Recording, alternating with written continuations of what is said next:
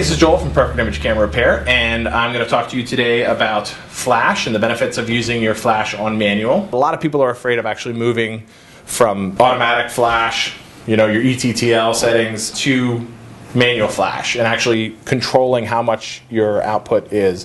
Believe it or not, it's really simple. So the first thing I want to talk to you about would be not being afraid to actually put your flash on manual.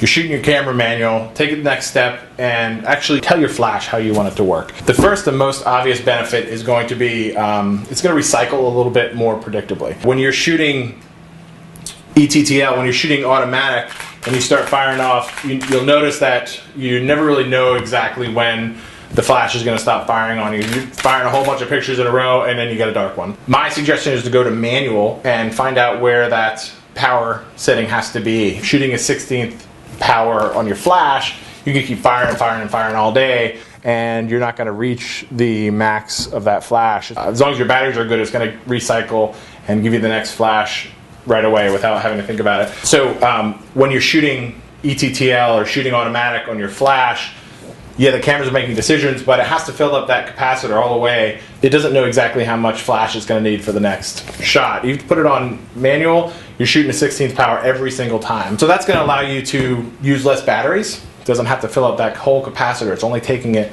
to where you need it. So your battery's going to last just a little bit longer, which is crucial. I mean, I shoot all day with one set of AA's, rechargeable batteries. The other benefit, certainly more consistent results. You're getting more consistent results on exposure by shooting manual camera. Shooting manual flash is the same thing. It's the same output every single time. So as long as your distance from your flash to your subject, or your flash to the ceiling to your subject doesn't change much, as long as it's within the same range, your exposures are all going to be about the same. The second point that I'd like you to take into consideration would be not pointing your flash at your subject. Pointing your flash at your subject, you're pretty much turning your camera into a point-and-shoot camera. So you're going to risk red eye. You're going to risk, that you have that ugly sort of direct flash flatness. That's just not very appealing. Turn your flash, hit a wall, hit a ceiling, and what happens is this tiny little light source on your flash is really powerful, but when it hits the wall, hits the ceiling, it's a giant light source. It's a soft light source now.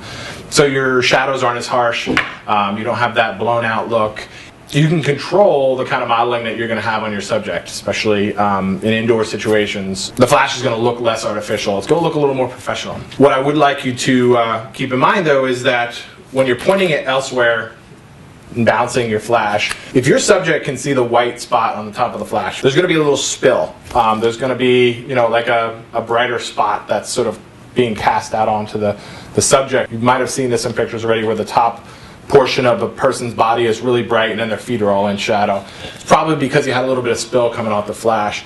So make sure that you're pointing it in a way that the flash is going the other direction. It's hitting the wall, it's hitting the ceiling, whatever, and there's no chance for light to spill out from the actual front of the flash. Pointing your flash elsewhere is going to give you much better results in the end. You're going to get a nicer look to your flash. The third thing that you want to keep in mind is the color temperature of the light that you're shooting in. You're shooting indoors, you're shooting under tungsten, everything's going to be yellow. Yeah, your camera can compensate for that. You can turn your camera to tungsten and it's going to clean that up. But as soon as you add your flash to that, you're adding another color temperature, which is actually daylight balance. So you mix the yellow and you mix the white, and then what you have is a sort of muddy, what's the color, and it's going to make it really difficult when you come to color correction. So to get more consistent results, be aware of what the light that you're shooting in. I would suggest, turning your flash off and taking a manual shot and taking a look to see where the exposure's at. Shoot it a little bit lower than what it should be. Shoot a stop under or stop and a half under, so you only barely get an image registering on your camera, and then turn your flash back on and figure out what your flash exposure should be. That way, the flash dominates the exposure, and most of what you're seeing is this nice white light landing on your subject. And maybe off in the distance in the background it's a little bit yellow, but that's okay. Really what you're concerned about is the foreground, and not mixing harshly the bright yellow and the bright flashlight, and then it just makes it a bear to color correct. So those are 3 things that you can take to improve the level of your flash photography. Try it out. I bet you'll like it.